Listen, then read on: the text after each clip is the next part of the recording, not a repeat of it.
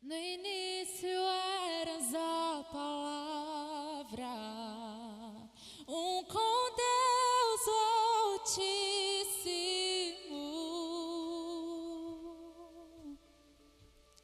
O mistério de tua glória, Cristo em ti se revelou.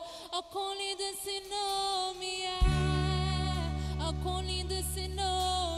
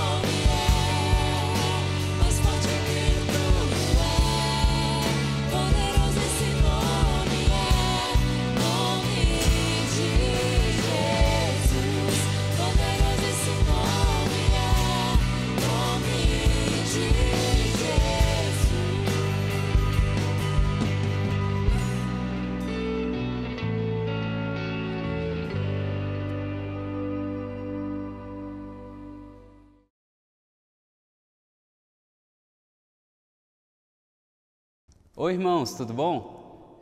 Espero que vocês estejam bem. Essas semanas têm sido muito boas para mim, para minha família, para o relacionamento meu com os meus irmãos, dentro de casa. E eu espero que para vocês também esteja sendo um tempo muito agradável, de bastante aproximação, de bastante conhecimento entre vocês. Eu gostaria de estar lendo aqui um texto com vocês, uma parábola, na verdade, de Jesus. Se você abrir lá em Lucas 10, capítulo 10, você vai ver um mestre da lei que foi conversar com Cristo, perguntando como é que ele conseguiria chegar à vida eterna, o que era a vida eterna, quem era o seu vizinho. Ele e Jesus têm uma conversa muito brilhante, muito bonita e muito profunda. E eu gostaria de estar lendo essa parte da parábola com vocês, lá no capítulo 10 do Evangelho de Lucas, versículo 30 ao 37. Diz bem assim: Em resposta, disse Jesus: um homem descia de Jerusalém para Jericó quando caiu nas mãos de assaltantes. Estes lhe tiraram as roupas, espancaram-no até e se foram, deixando-o quase morto. Aconteceu estar descendo pela mesma estrada um sacerdote. Quando viu o homem, passou pelo outro lado. E assim também viu um levita. Quando chegou ao lugar e o viu, passou pelo outro lado também. Mas um samaritano, estando de viagem, chegou onde se encontrava o homem, e quando o viu, teve piedade dele. Aproximou-se, enfaixou-lhe as feridas, derramando nelas vinho e óleo. Depois colocou-o sobre seu próprio animal, levando-o para uma hospedaria e cuidou dele. No dia seguinte, deu 2 denários ao hospedeiro e lhe disse: cuide dele, quando eu voltar, pagarei todas as despesas que você tiver. Esse texto ele é muito importante para a gente hoje em dia, irmãos, porque nós vemos na história de Jesus 2 homens religiosos, 2 homens que trabalhavam na sinagoga da época, um sacerdote, um levita. A gente podia traduzir hoje talvez como um administrador de uma igreja e um pastor, que passaram por uma estrada onde tinha um homem que acabara de ser agredido. Esses 2 religiosos deram as costas para o homem e continuaram seus caminhos para fazerem suas atividades religiosas, suas atividades eclesiásticas. Já um homem comum, ordinário, o samaritano, ele viu o homem que havia sido espancado e parou aquilo que ele havia feito, aquilo que ele estava fazendo, a sua jornada, para poder ajudá-lo. Se a gente for parar para pensar na grande diferença entre os homens, os 2 primeiros homens e o samaritano, é muito simples. O samaritano ele via o homem que estava machucado como um ser humano, como um vizinho, como um próximo. Os outros não, o viam simplesmente como um homem, como um qualquer. Eles estavam muito ocupados nas atividades religiosas deles para olharem aquele ser humano como humano. Cristo, ele não veio simplesmente nos tornar cristãos, nos fazer cristãos. Ele vem restaurar uma humanidade que havia sido danificada. Hoje eu quero convidar os irmãos para poder participar desse culto, cantar essas músicas, louvar o Senhor em conjunto, cada um em suas casas. Mas eu venho convidá-los também a serem mais humanos. Hoje é um período onde nós precisamos olhar os nossos vizinhos como vizinhos. Assim como nós precisamos de humanidade antes dessa pandemia, assim como nós precisamos hoje, nós precisaremos também mais à frente. E eu quero fazer esse convite aos irmãos para que nós possamos olhar uns aos outros como humanos, termos olhos para enxergar, ouvidos para ouvir a dor do próximo e um coração que sente. Gostaria de convidá-los agora a fazer uma oração, tudo bem? Vamos fazer uma oração. Pai Santo e Pai de amor, eu faço um pedido simples, Pai. Eu oro para que o Senhor nos dê olhos para te ouvir, eu peço que o Senhor nos dê um coração para te sentir, eu peço que o Senhor nos dê ouvidos, Deus, para ouvir o clamor do mundo. Pai, no nome de Jesus, eu peço para que aqueles que têm estado, Deus, com o coração abatido, com o coração machucado, com o coração ansioso, Pai, que o Senhor venha com todo o seu cuidado, com todo o seu consolo, com todo o seu amor, Pai, abrace, cuide, Deus, e traga para mais perto de Ti. Mas, Pai, que o Senhor também nos faça, Deus, como Teus filhos, sermos mais humanos. Pai, que nesse momento, que nesses dias, que a nossa vida, Pai, seja uma vida conhecida pela humanidade que o Senhor Jesus nos ensina a ter.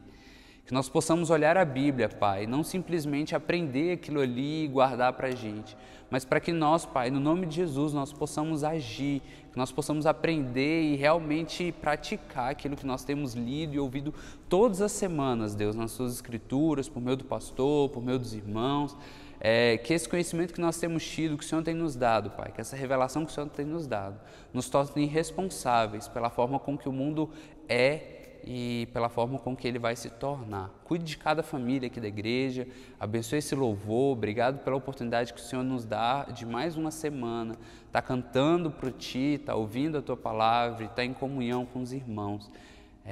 Em um só Espírito nós oramos e é em Cristo que nós oramos. Amém.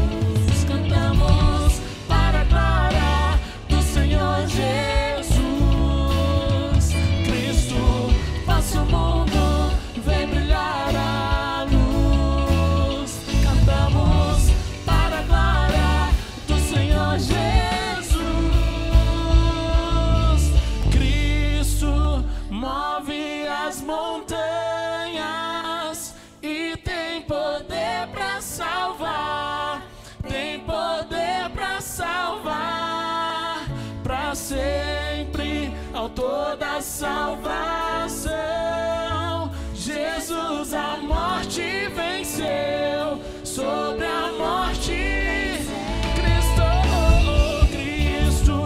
move as montanhas e tem poder pra salvar, tem poder pra salvar pra sempre. Autor da salvação, Jesus a morte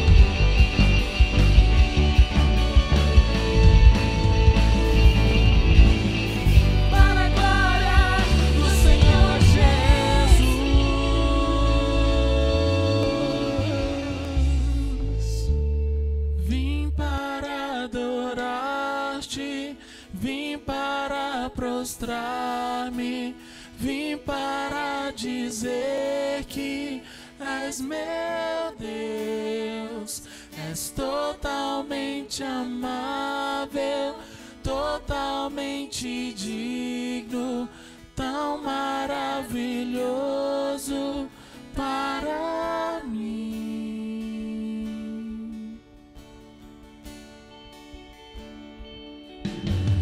Luz do mundo, viestes à terra para que eu pudesse te ver.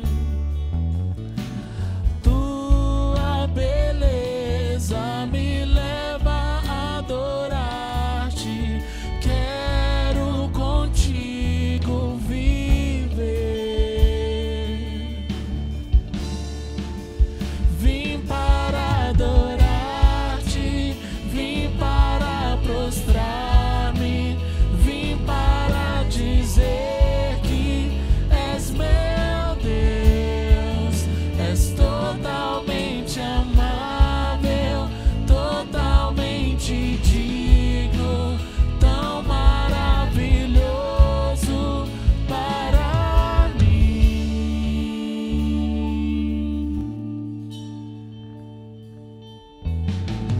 Eterno Rei, exaltado nas alturas, glorioso nos céus, humilde viestes à terra que criaste, por amor pobre se fez. Vim para adorar-te, vim para prostrar-me, vim para dizer que és meu Deus, és totalmente amável, totalmente digno, tão maravilhoso para mim. Vim para adorar-te, vim para prostrar-me, vim para dizer que és meu Deus, és totalmente amável, totalmente digno, tão maravilhoso para mim. E eu nunca saberei o preço dos meus pecados lá na cruz. Eu nunca saberei o preço dos meus pecados lá na cruz. E eu nunca saberei o preço dos meus pecados lá na cruz. E eu nunca saberei o preço dos meus pecados lá na cruz. Vim para adorar-te, vim para prostrar-me, vim para dizer que és meu Deus, és totalmente amável, totalmente digno, tão maravilhoso para mim. Vim para adorar-te, vim para prostrar-me, vim para dizer que és meu Deus, és totalmente amável, totalmente digno, tão maravilhoso para mim. Como como é bom a gente estar louvando ao Senhor, cantando em conjunto. Eu espero que o Senhor esteja realmente falando ao seu coração nesses momentos, com essas canções, com essas músicas. Mas agora a gente vai ter a grande oportunidade de estar contribuindo também com a obra do Senhor por meio dos nossos dízimos e nas nossas ofertas. Em algum lugar aqui do vídeo vai estar a conta da igreja e você pode anotar ela e fazer o seu depósito de sua oferta, do seu dízimo, de alguma quantia, para poder ajudar na contribuição da obra do Senhor. A verdade é que o Senhor ele não precisa desse dinheiro. Ele é o iniciador, Ele é o mantenedor e Ele é o sustentador dessa obra dele. Mas Ele nos dá a grande oportunidade de poder contribuirmos nessa história. Ele nos escolheu para termos a honra de participarmos com Ele dessa grande história de redenção. E hoje você tem a oportunidade de poder ajudar não só com sua voz, não só com seu coração, mas também com seu dinheiro, para que a obra do Senhor continue sendo desenvolvida, para que haja manutenção e investimento na proclamação do Evangelho.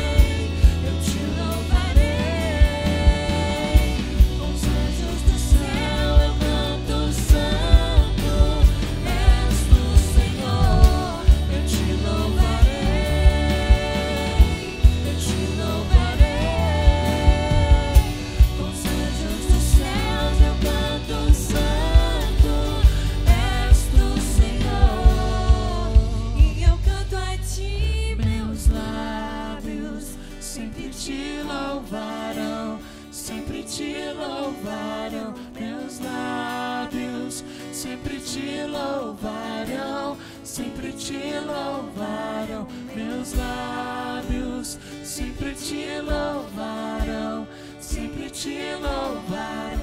Meus lábios sempre te louvarão, sempre te louvarão.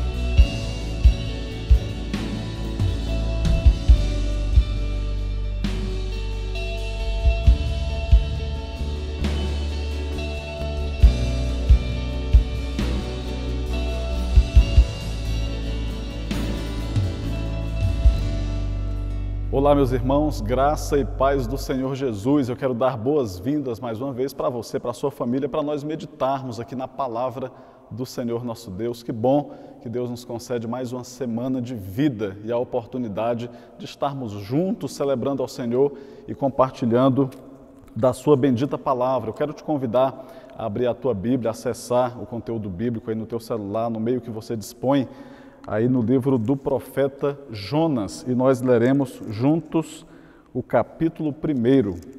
Jonas capítulo 1, a partir do versículo 1, nos diz assim a palavra do Senhor. Veio a palavra do Senhor a Jonas, filho de Amitai, dizendo: Dispõe-te, vai à grande cidade de Nínive e clama contra ela, porque a sua malícia subiu até mim. Jonas se dispôs, mas para fugir da presença do Senhor, para Tarsis. E tendo descido a Jope, achou um navio que ia para Tarsis, pagou, pois, a sua passagem e embarcou nele para ir com eles para Tarsis, para longe da presença do Senhor.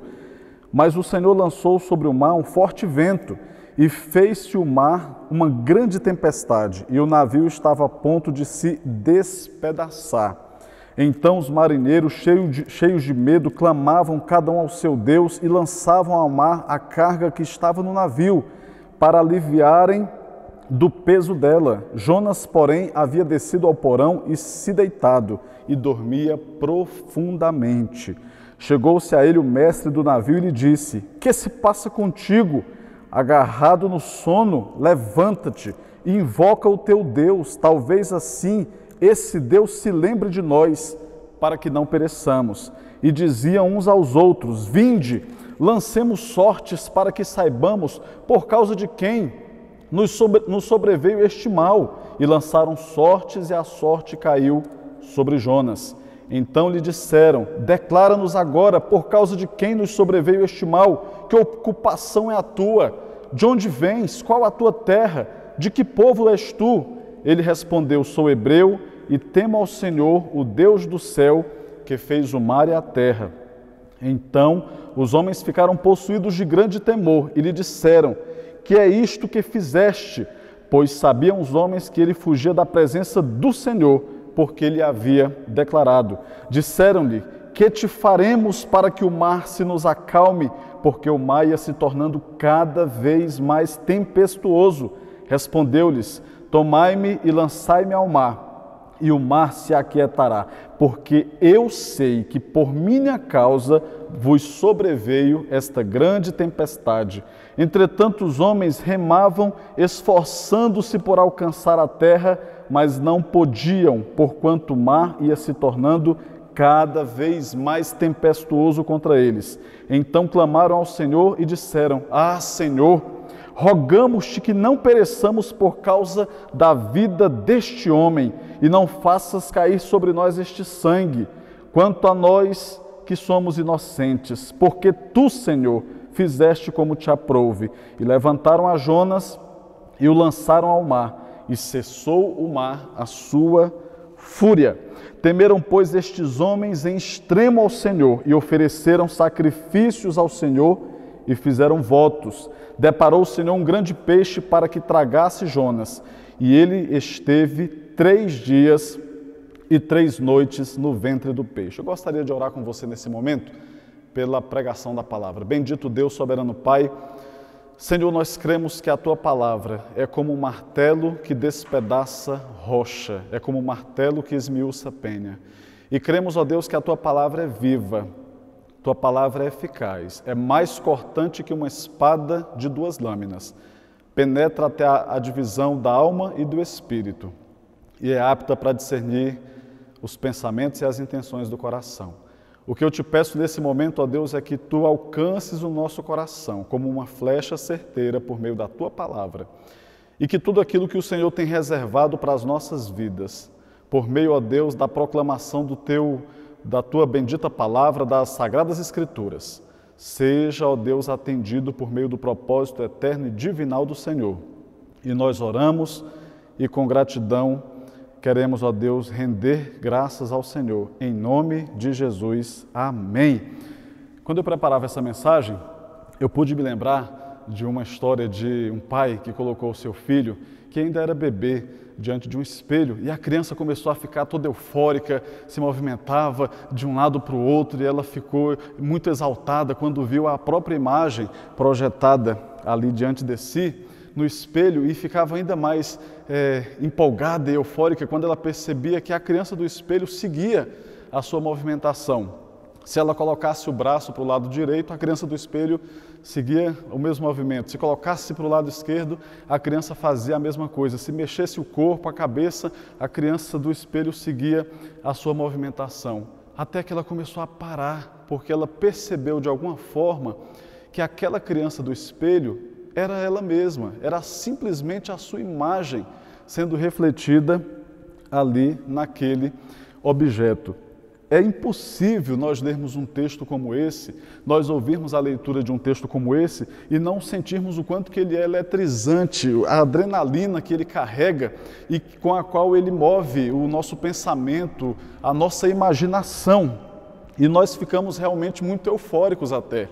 Só que aí, de repente, assim como aquela criança da ilustração que eu mencionei para você, nós também vamos nos identificando aqui nesse texto. De repente, nós percebemos que é a nossa própria história que está sendo contada aqui nas páginas das Escrituras Sagradas. Então, eu queria muito a tua atenção, que você se desconectasse daquilo que está movendo talvez os teus pensamentos, talvez você está acompanhando pelo celular e ao mesmo tempo você pode se distrair com uma série de outras coisas, até mesmo programações. Eu queria que você parasse por um instante, que você meditasse juntamente comigo na reflexão desse texto. Nós vamos seguir a trilha aberta pelo próprio texto a partir do versículo 1. Do versículo 1 ao versículo 3, nós percebemos de cara algo muito importante. Quantas vezes a palavra de Deus vem a nós a compreendemos, mas de alguma forma nós nos recusamos a colocá-la em prática. Veja o que aconteceu com Jonas a partir do versículo 1. Veio a palavra do Senhor a Jonas, filho de Amitai, dizendo: Dispõe-te, vai à grande cidade de Nínive e clama contra ela, porque a sua malícia subiu até mim. Jonas se dispôs, mas para fugir da presença do Senhor, para Tarsis.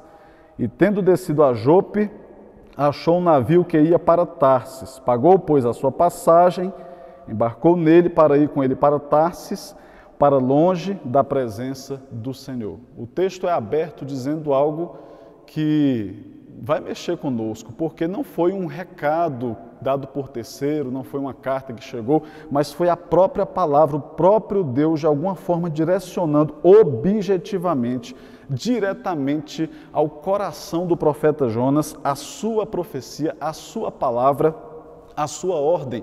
Ele não poderia alegar que a mensagem chegou indecifrável por meio de códigos, que ele não compreendeu bem, que ele havia se equivocado. Ele entendeu claramente qual era a ordem do Senhor, e a ordem do Senhor foi: se coloque à disposição, se levante e vá à grande cidade de Nínive e proclame, pregue contra ela por causa da maldade que tem cometido e que tem afetado o meu coração. Deus falou diretamente com ele. Ele entendeu claramente a ordem do Senhor, mas ele voluntariamente decidiu não cumprir a ordem e o mandado que o Senhor lhe estava dando. Quantas vezes nós fazemos isso? A gente não pode alegar desconhecimento simplesmente, eu não sabia o que o Senhor queria, eu não sabia qual era a vontade dEle, o que Ele desejava que eu fizesse, eu não sabia quais eram os planos de Deus para a minha vida, eu não sabia o que o Evangelho ensinava nesse sentido.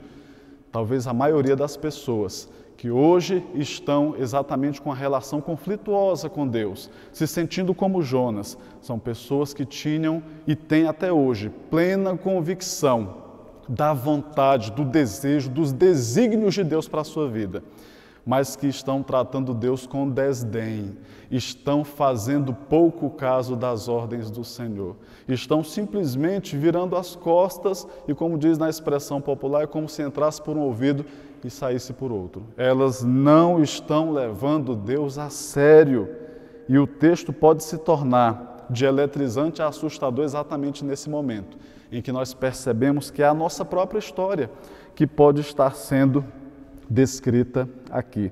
O texto, até em tom irônico, diz que Jonas se dispôs, ele se colocou à disposição, ele se prontificou, mas para fugir da presença do Senhor. Quanta gente que tem disposição para fazer absolutamente tudo aquilo que está em desacordo, que é incompatível com a vontade de Deus. Ela se dispõe para alguém, para um amigo, para um conhecido, para um patrão, para um professor, para um superior hierárquico, mas elas não têm disposição nenhuma de se colocarem diante do Senhor para fazerem a sua bendita e soberana vontade. Continuando aqui no texto, nos versículos 4 e 5, nós temos o seguinte texto, a seguinte orientação, a seguinte descrição: mas o Senhor lançou sobre o mar um forte vento e fez-se no mar uma grande tempestade e o navio estava a ponto de despedaçar-se. Então os marinheiros, cheios de medo, clamavam cada um ao seu Deus e lançavam ao mar a carga que estava no navio para o aliviarem do peso dela. Nós vemos aqui, nesse texto que acabamos de ler, que de repente, como resultado natural da nossa desobediência, as consequências começam a aparecer.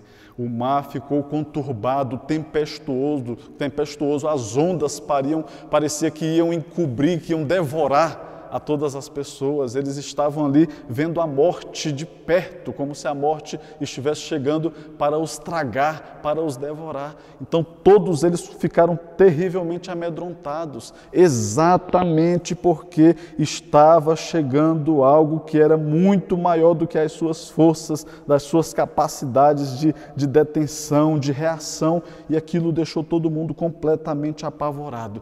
Quantas vezes, meus irmãos, quantas vezes, meus amigos, a gente se vê numa situação parecidíssima com essa aqui. Quantas vezes nós olhamos para um lado, olhamos para o outro e parece que tudo vai de mal a pior. Parece que as coisas estão, todas elas em convergência para o nosso mal e não para o nosso bem. Parece que a avalanche vem e vai nos soterrar. Parece que a onda vem e vai nos deixar completamente submersos, vai nos afogar e vai nos destruir. Isso que estava acontecendo com Jonas naquele momento. As coisas começaram a ir de mal a pior, mas quem foi que mandou aquela onda? Quem mandou aquela tempestade? Foi o maligno? Foi simplesmente uma coincidência da vida? O versículo 4 nos ajuda a entender.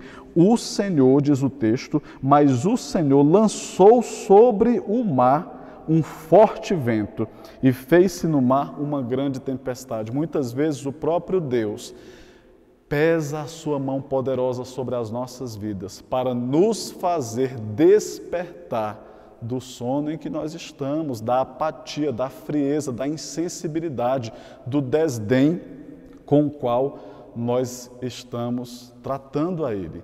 Então você precisa meditar sobre isso. Pode ser que realmente você tenha entrado em uma situação difícil na sua vida, na sua família, e as pessoas que estão próximas a você também começam a sofrer as consequências disso tudo por uma série de razões. Pode ser uma consequência natural da vida, pode ser uma própria investida do maligno contra a sua vida, mas muitas vezes pode ser a própria mão do Senhor pesando sobre mim, sobre você, sobre os nossos familiares, as pessoas que estão próximas a nós, por causa da nossa desobediência a Deus. Quando nós estamos na condição de desobediência a Deus, nós nos tornamos pessoas perigosíssimas, porque nós estamos atraindo o juízo de Deus sobre a nossa própria cabeça, sobre a nossa própria vida.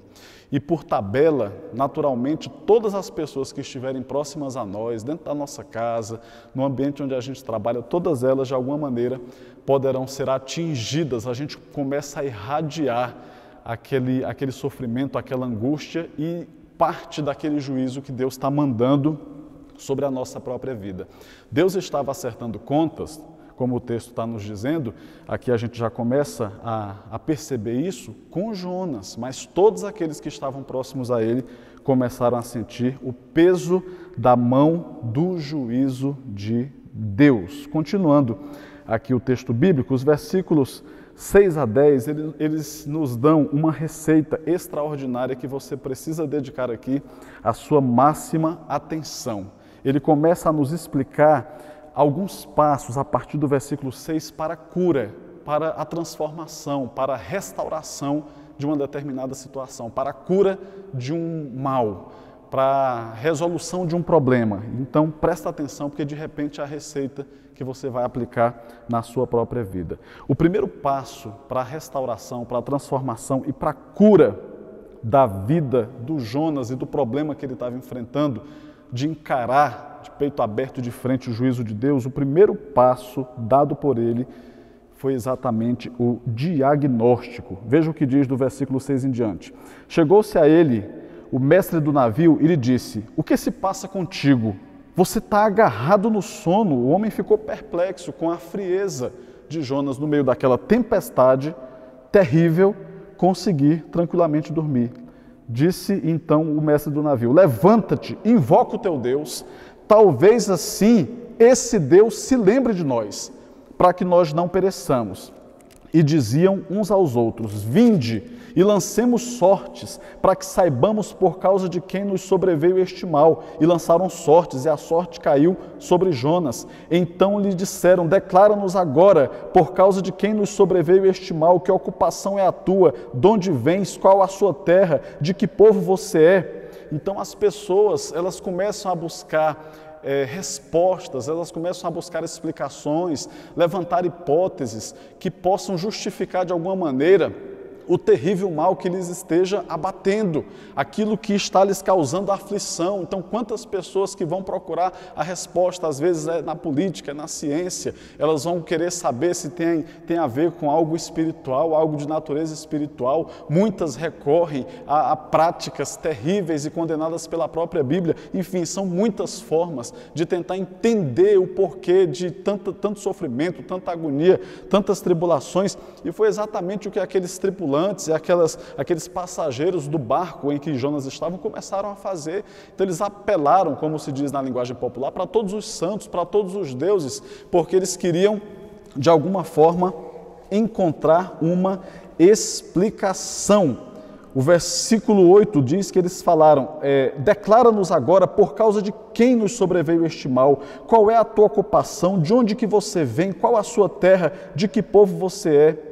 Versículo 9 diz que ele então lhes respondeu: eu sou hebreu e temo ao Senhor, o Deus do céu, que fez o mar e a terra. Então os homens ficaram possuídos de grande temor e lhe disseram: o que é isto que você fez? Pois sabiam os homens que ele fugia da presença do Senhor, porque lhes havia declarado. Primeiro passo para a cura daquela situação, daquela tormenta em que Jonas estava passando, o primeiro passo para a cura, para a resolução, foi o diagnóstico. Ele pôde detectar que a causa motora, geradora de todo aquele mal, de toda aquela tormenta, era exatamente ele e a sua desobediência a Deus. Então, o primeiro passo ele deu, mas não pode parar simplesmente no diagnóstico. Não adianta você procurar um médico, ele passa o exame para você, você se submete ao exame, você faz exames laboratoriais, você faz exames de imagem, você faz uma série de levantamentos para ver como é que está a saúde do seu corpo, depois você pega e engaveta tudo aquilo. Não adianta, não resolve. Você deu o primeiro passo, você começou a fazer perguntas e a responder perguntas, você se submeteu a um diagnóstico, você começou a ter conclusões sobre qual era o seu problema. Agora você precisa ir para o passo seguinte, e eu diria que esse segundo passo seria exatamente o tratamento, seria a intervenção. No caso, quando a gente vai num consultório médico e faz exames, ele faz a intervenção, ele faz um tratamento por meio de medicamento, às vezes por meio de uma cirurgia, às vezes por meio de uma terapia, mas ele vai de alguma forma nos ajudar. Como foi que Deus direcionou a ajuda para tratar e para curar a vida do profeta Jonas? Podemos ver a partir do versículo 11 até o 15. Disseram-lhe: que te faremos para que o mar se nos acalme? Porque o mar ia se tornando cada vez mais tempestuoso. Respondeu-lhes: tomai-me e lançai-me ao mar, e o mar se aquietará, porque eu sei que por minha causa vos sobreveio esta grande tempestade. Entretanto, os homens remavam, esforçando-se por alcançar a terra, mas não podiam, porquanto o mar ia se tornando cada vez mais tempestuoso contra eles. Às vezes você pode chegar e dizer assim: olha, essa situação toda que está acontecendo conosco, que está botando nossa casa de ponta cabeça, que está gerando esse desajuste, esse efeito cascata, que está afetando a gente, está afetando a nossa família, está afetando o meu ambiente de trabalho, está afetando a minha própria igreja por causa da minha vida, isso aqui é consequência de um desajuste da minha vida espiritual, porque eu não estou bem com Deus. As pessoas podem até subestimar o que você está falando, elas podem achar que você está brincando, que você não está falando sério. E aí começam a buscar outras alternativas para resolver problemas e percebem que por mais que se esforcem, por mais que se dediquem, o problema não se resolve. Por quê? Porque pendências que nós temos com Deus precisam ser resolvidas diretamente com o nosso Deus. Os homens, os tripulantes, os passageiros que estavam no mesmo navio que Jonas se esforçaram. A Bíblia está dizendo que eles começaram a remar para ver se chegavam em terra firme, só que quanto mais eles remavam, mais furioso e tempestuoso o mar se tornava, porque não era aquele o propósito de Deus. Deus queria que aquilo fosse resolvido exatamente ali. Deus não queria um plano B, Deus não queria um subterfúgio, uma fuga, uma saída. Deus queria resolver aquela situação daquela forma. E foi exatamente assim que Deus dirigiu. Versículo 14 diz: então clamaram ao Senhor e disseram: ah, Senhor, rogamos-te que não pereçamos por causa da vida deste homem, e não faças cair sobre nós este sangue, quanto a nós que somos inocentes, porque tu, Senhor, fizeste como te aprouve. E levantaram Jonas e o lançaram ao mar, e o mar cessou a sua fúria. Quando nós começamos a trilhar o caminho que nos é oferecido por Deus para a nossa cura, Deus entra em ação, Deus começa a manifestar o seu poder. Talvez você tenha tentado de todas as formas resolver situações que você sabe que não serão resolvidas da maneira com que você tem tentado, da maneira como você tem se empenhado, porque você sabe e tem consciência que tudo isso é, em último caso, em último plano, como raiz principal do problema, um desajuste e uma pendência espiritual que você tem com Deus. E as pendências que nós temos com Deus precisam ser resolvidas diretamente com Ele. Quando aqueles homens que haviam tentado de todas as formas resolver aquela situação, ergueram a Jonas e o lançaram no mar, a Bíblia diz que naquele mesmo momento o mar se acalmou, o mar cessou a sua fúria. Meus irmãos, Deus quer trazer para mim, para você, para a nossa família, para aqueles que convivem conosco, tempos de refrigério. Mas eu e você precisamos ter coragem de fazer a mesma autoanálise, o mesmo autoexame que o profeta Jonas fez. Precisamos ter pulso, hombridade e a dignidade de dizer: não é culpa do governo simplesmente, não é culpa de terceiros, não é culpa dos meus traumas, não é culpa dos meus pais, não é culpa dos meus irmãos, não é culpa da injustiça dos outros, mas em primeiro e último plano, a culpa é minha, porque eu estou andando fora do propósito do Senhor. Eu tenho tido pendências com Deus que eu não tenho buscado resolver. Eu não tenho levado o Senhor a sério. A culpa é minha. Eu chamo para mim a responsabilidade. Eu assumo as rédeas. Eu assumo as consequências. E eu quero pagar o preço por causa da minha desobediência. Quando nós começamos a ajustar a nossa vida com Deus, as coisas começam a mudar.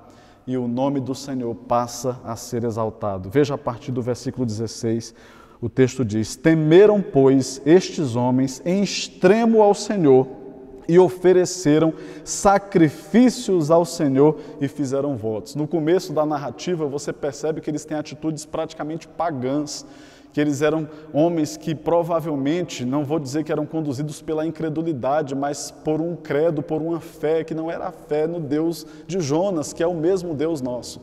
Só que a partir do momento que Jonas começa a acertar suas pendências espirituais com Deus, aquilo serve até de testemunho e de fruto que alcança e fruto cujas sementes caem no coração daqueles homens que estavam vendo o tratamento de Deus na vida do profeta. E é exatamente o que Deus pode fazer na minha vida e na sua vida. Quando nós tivermos a coragem de encarar o drama da fuga que nós temos tido, de olhar nos olhos do pecado e dizer: você não vai mais me dominar, eu não vou mais fugir de Deus, eu quero acertar a minha vida com Deus, as minhas pendências com Deus. Naquele momento, as algemas vão despencar dos seus braços, os grilhões vão poder, de uma vez por todas, sair de você. E você vai poder experimentar a liberdade plena no Senhor. E quem estiver observando, vai poder contemplar o milagre da restauração do Senhor na sua vida. E aquele testemunho da operação sobrenatural e transformadora de Deus vai poder impactar a vida também de outras pessoas. O texto diz que aqueles homens temeram em extremo, não foi uma fé qualquer, superficial, banal, mas foi uma fé extrema, profunda, que com certeza teve grande repercussão na vida daqueles homens, e eles ofereceram sacrifícios ao Senhor e passaram a fazer votos. Então, se até poucos instantes atrás eles estavam direcionando a sua fé, a sua devoção, a sua convicção e expressão religiosa para outros deuses, agora eles começam a direcionar para o Deus verdadeiro. Deparou o Senhor um grande peixe para que tragasse a Jonas, e ele esteve 3 dias e 3 noites no ventre do peixe. Deus continuou o tratamento na vida do seu servo, e a gente pode ver isso aí nos capítulos seguintes, mas eu gostaria que você enfatizasse de modo muito especial a forma como Deus tratou o coração de Jonas e a forma como Deus também deseja tratar o meu e o seu coração. Jonas entrou para a história como o profeta fujão, ele tentou fugir de Deus, mas ele também chegou até nós por meio da narrativa bíblica para nos mostrar que não compensa de jeito nenhum fugir do Senhor. Se esse é o teu propósito, ou se essa mensagem te alcança no momento em que você se reconhece, assim como aquele bebê que eu citei no começo da mensagem, se você se reconhece nessa narrativa, eu quero te encorajar a, em nome do Senhor Jesus, parar de fugir de Deus. Eu quero te encorajar a acertar as suas contas, as pendências que você tem com Deus. Eu quero te encorajar a confessar os teus pecados, fazer um autoexame e dizer: Senhor, eu sei que é por minha causa, que a minha família está sendo destroçada. Eu sei, Senhor, que é por minha causa que eu vi a minha família desmoronar como um castelinho de areia, que está na beira da praia, que a onda bate e ele vai por água abaixo.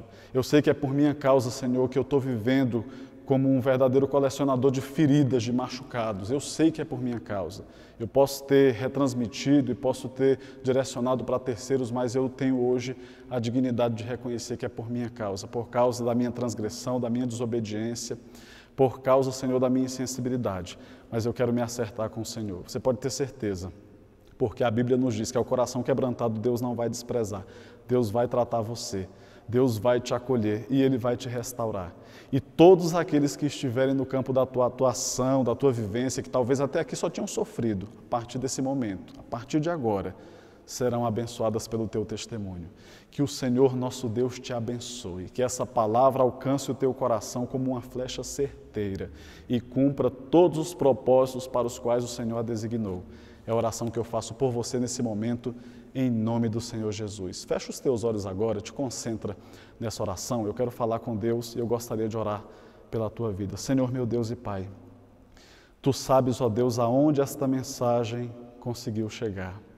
E Tu sabes, ó Deus, que esta pessoa, este homem, esta mulher, este jovem, este adolescente, este ancião que ouviu essa mensagem, Tu sabes, ó Deus, que este filho, esta filha tão precioso, tão preciosa, que ouviu essa palavra nesse momento, precisava ouvir esta palavra neste momento.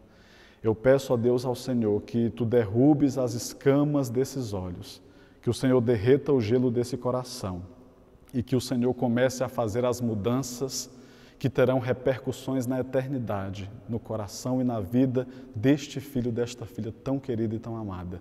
Senhor, manifesta o Teu poder para que ela veja e experimente o quanto que o Senhor é bom e misericordioso. É a oração que nós fazemos no doce e bendito nome de Jesus. Amém.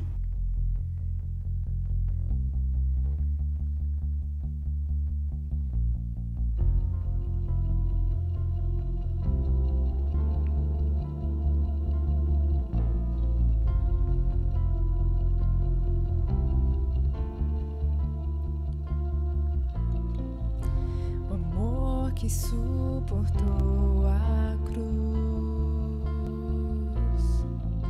precioso sangue de Jesus, a beleza do céu coberta de dor, no quadro da morte a imagem do amor. Se por meu coração tudo Ele deu, na alegria que viu além da dor, se por minha alma amor morreu, com grande amor por mim mostrou meu que triunfou, me libertou, o preço pagou, me resgatou, na graça estou.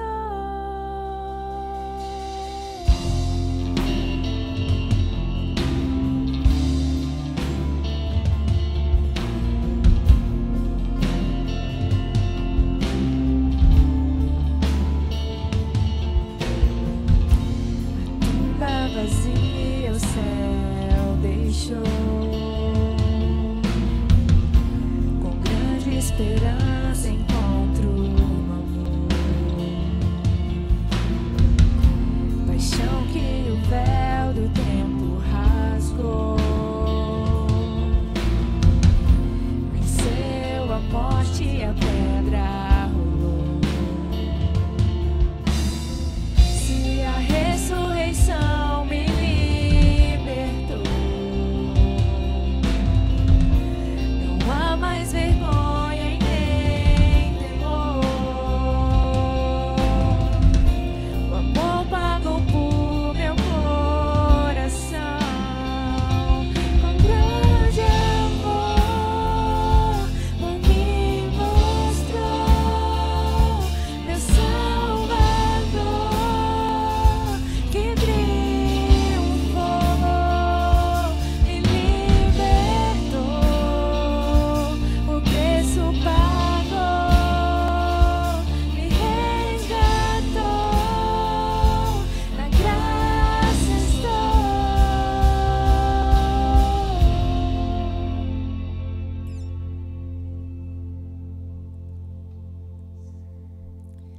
Ao olhar pra cruz eu sou livre, ao olhar pra Jesus tenho vida, e pra sempre eu o adorarei, e de graça em graça irei. Ao olhar pra cruz eu sou livre, ao olhar pra Jesus tenho vida, e pra sempre eu o adorarei, e de graça em graça irei. Na cruz eu sou livre, ao olhar pra Jesus tenho vida, e pra sempre eu o adorarei.